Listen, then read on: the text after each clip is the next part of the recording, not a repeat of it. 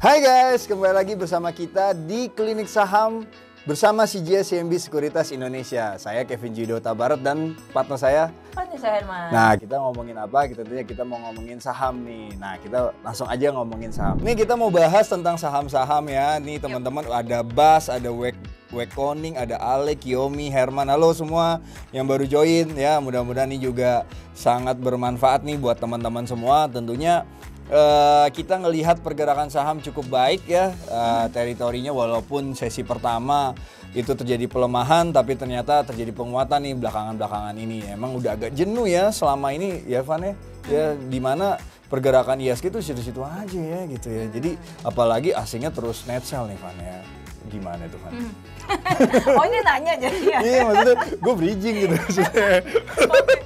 Itu komunikasi ya? Iya makanya gimana tuh Fanny? Okay. Jadi kayak gimana ya? Ini sebenarnya udah kita bahas nih teman-teman. Jadi kalau teman-teman ikutin BTS kita ya tadi pagi, ini udah kita bahas dari A sampai Z. Jadi emang sekarang kalau misalkan teman-teman lihat gitu ya, saham kenapa sih banyak kan tuh yang naik cenderung saham-saham yang kecil. Betul. Gitu ya. Jadi justru yang kayak Big Bang segala macam itu cenderung sideways geraknya gitu ya. Dan juga nggak terlalu naik banget, enggak, tapi turun banget juga enggak gitu ya. Nah kalau teman-teman tanya apa sih sebetulnya sebabnya gitu ya. Nah karena kalau teman-teman lihat, let's say kayak kita ngomongin tentang fund-fund besar gitu ya. Jadi banyak kan fund-fund besar itu mereka tuh ada kayak satu batasan tertentu untuk memiliki sebuah saham di portofolio mereka. Jadi ada weighting yang di cap gitu ya istilahnya. Nah, Big Banks itu tuh istilahnya di weightingnya mereka itu udah mentok nih nyampe situ. Jadi kalau ditanya masih bagus nggak? Ya mungkin mereka ngeliat ini sebenarnya masih positif ke depan gitu ya. Cuma masalahnya adalah mereka nggak bisa tambah kepemilikan lagi di saham itu. Jadi justru yang terjadi adalah ketika harga sahamnya itu naik, nah bisa jadi mereka ada jualan sedikit-sedikit gitu ya untuk bisa menyeimbangkan portonya. Nah makanya nggak heran kenapa bank-bank besar gitu ya cenderung geraknya sideways dan ini juga ada impactnya ke IHSG. Karena kan weightingnya perbankan tuh besar gitu ya teman-teman ya. Nah makanya jadi akhirnya IHSG-nya juga cenderung geraknya sideways. Jadi mungkin itu sih penjelasannya. Iya betul, dan itu terangkum di BTS ya Van ya.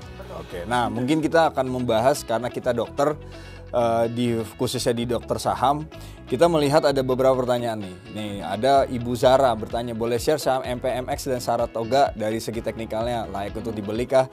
Nah memang kalau kita bahas Saratoga memang katalisnya kalau kita lihat kuartal 1 nih Van 2023 dia menjadi rugi ya 4,39 triliun yang mengapa pergerakan saham itu kecenderungannya melemah itu Saratoga ya secara katalis ya. Dan DMMX ini juga kalau kita perhatikan baru saja nih di mana mereka bukan DMMX, MPMX ya. MPMX sih baru saja sebulan lalu membagikan dividen ya, secara dividen itu 135 per lembar saham. Nah kalau kita bergerak di teritori saham bagaimana nih? Nah memang kalau untuk Saratoga itu memang ada katalis juga terlepas dari kerugian yang terjadi di kuartal 1. Tapi Van menariknya nih kalau kita lihat pemilik sekaligus presiden komisaris dari Saratoga yaitu Bapak Edwin Suryajaya ini menambah nih kepemilikan di tengah pergerakan yang turun ya kalau kita perhatikan untuk Saratoga. Jadi kalau kita bahas Saratoga sebenarnya tendensinya nih masih ada cukup kuat di area supportnya 1650. Jadi kalau teman-teman mau coba spekulasi beli masih ada terbuka ya karena harga sekarang tuh 1690 nih Bu Zara. Jadi seenggaknya mudah-mudahan support 1650-nya kuat dan terjadi rebound sampai dengan 1800 secara short term. Tapi tentunya gini teman-teman, di Saratoga itu dia baru naik itu per tanggal 13 Juni dan naik itu sampai dengan 1670.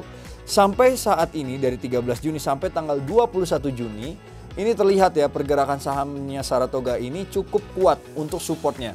Harapan saya sih supaya 1650-nya jangan sampai ketembus.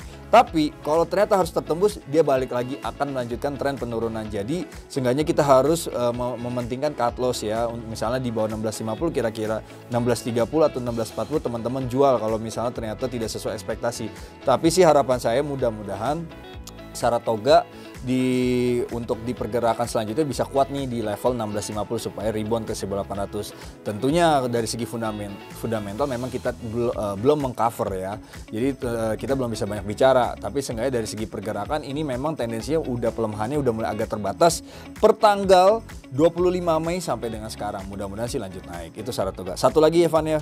Itu saham MPMX ya. Tadi MPMX itu juga kalau kita lihat konsisten ya, dimana setiap tahun kalau kita lihat nih membagikan dividen gitu ya. Nah MPMX ini memang pergerakannya pergerakan kembali lagi sideways ya. Jadi kalau kita perhatikan level 1025 ini sebenarnya untuk saat ini bisa ada ruang spekulasi beli.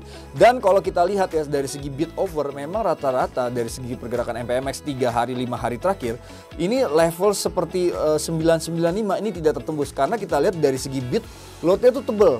Kalau teman-teman lihat ya mudah-mudahan ini bisa konsisten ke depannya, tidak hanya untuk sampai saat ini tapi ke depannya ya, supaya ini jadi kecenderungan kekuatan di bid ini supaya menahan gempuran kalau orang-orang mau jualan di MPMX karena tentunya pasti ada yang beli di bawah. Nah itu bila mana itu terjadi kira-kira supportnya di berapa gitu ya. Ini kalau kita lihat di sini ada 995 sampai dengan 1015. Nah resistennya di berapa? Resistennya di 1050 sampai dengan 1070. Harapan saya sih bisa ngebreak 1070 dan bisa rebound kembali sampai dengan 1100. Itu sih untuk catatan dari MPMX. Thank you Bu Zara. Oke, next nih Kev. Ya oke, lanjut ya. Kita bahas ada Java nih, ada pertanyaan dari Bapak atau Ibu Kiyomi ya. Mengenai Java gimana ya pergerakannya? So far kalau diperhatikan untuk Java itu relate sama pergerakan yang sama dengan Cepin ya, dimana itu di situ-situ aja. Ini sangat wajar karena tentunya kalau teman-teman lihat di bulan Mei terakhir ini memang pergerakannya udah cukup naik, dan kalaupun dia turun di awal Juni ini ternyata rebound ya.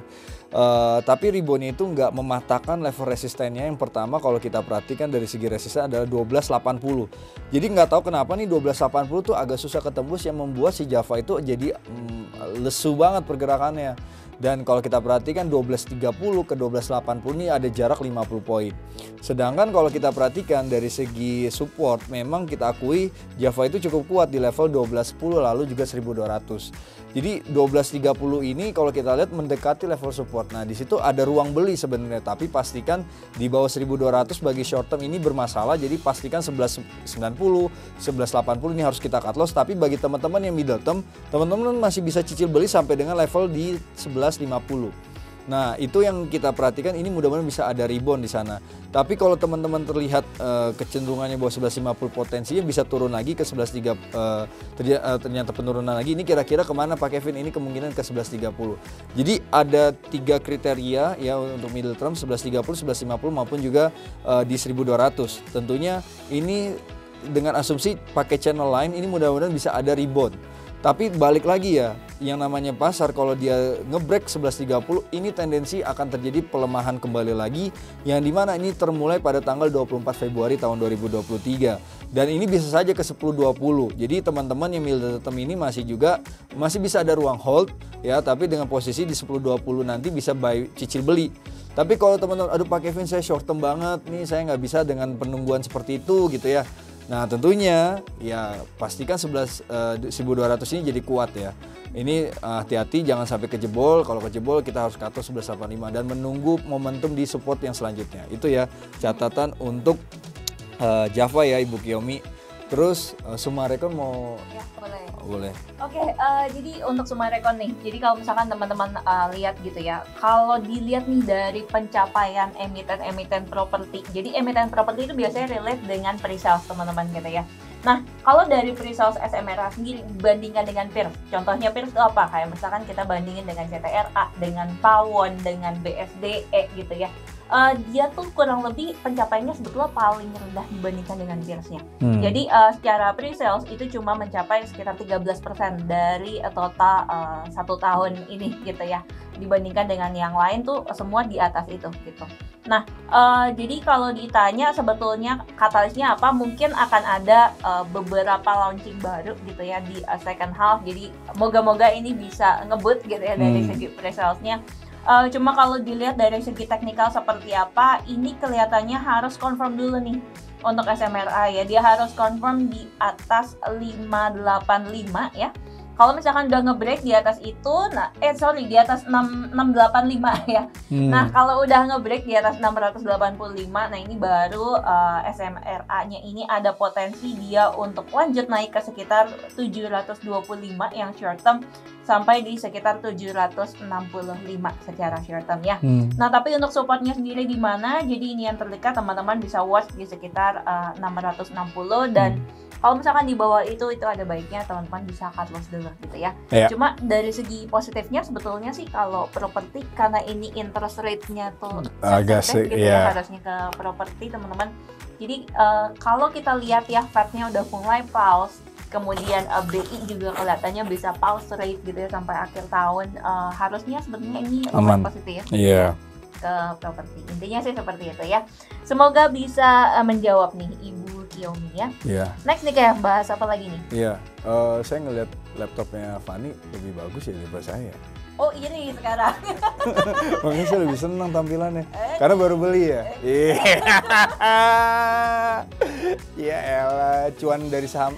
Cuan dari saham lagi nggak mungkin lah ya. Kan ada kode etik, nggak boleh lah. Iya benar. Jadi nggak boleh emang kalau riset nggak boleh, ya kan. Jadi kita cuma analisis saja itu sih. Itu bercandaan kita doang. Iya benar.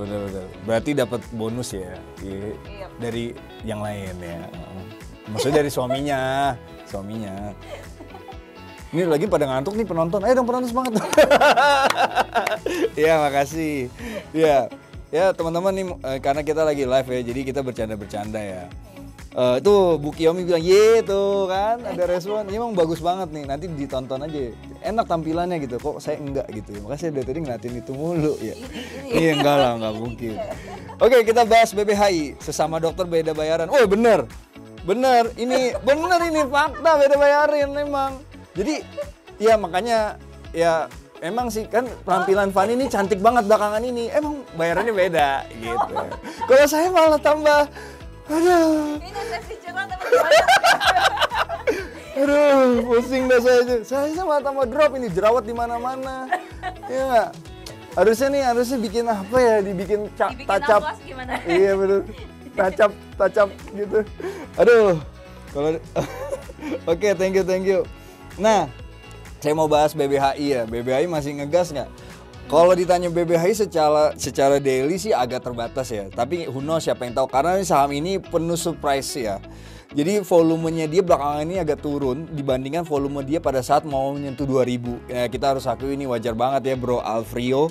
Dan tentunya kalau ditanya masih ngegas, saya nggak expect kecuali dia memainkan volumenya cukup baik lagi, yang tendensinya masih ada kekuatan naik ya nggak masalah. Sebisa mungkin dia break 2000 deh, biar coba ke 2400 secara middle term. Tapi kalau itu hilalnya nggak kelihatan, saya pikir ruangnya masih terbatas, di mana supportnya 1600 sampai dengan resistannya 2000. Itu catatannya ya untuk dari segi BBHI, mungkin membantu buat teman-teman semua. Nah lanjut nih Fanny, NCKL sama MBMA ya. Oke.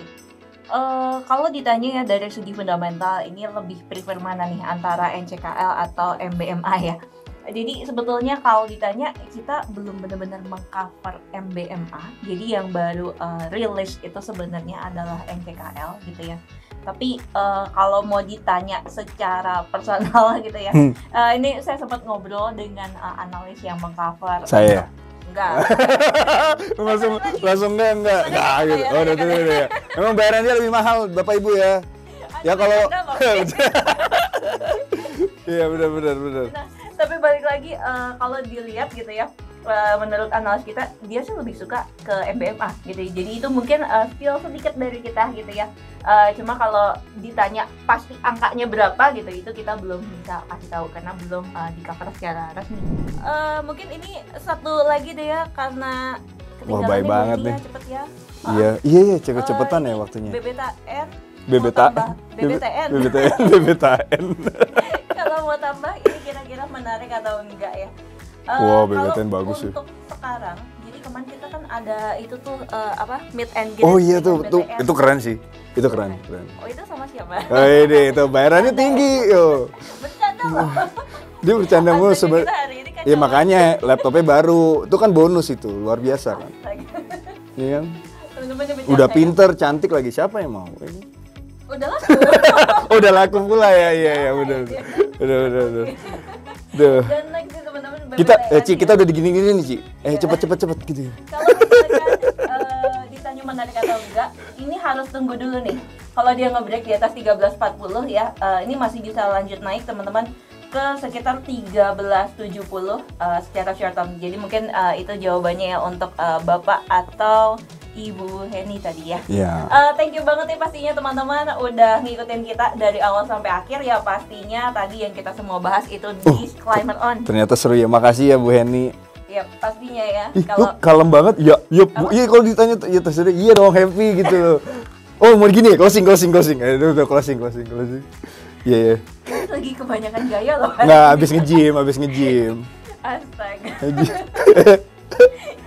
Mulai. Dan pastinya teman-teman ini semuanya disclaimer on, dan thank you banget udah ngikutin Klinik Saham. Sampai jumpa di acara Klinik Saham selanjutnya ya. Semangat investasi. Semangat investasi. Itu kayak acara apa ya? Nggak apa-apa. Dah.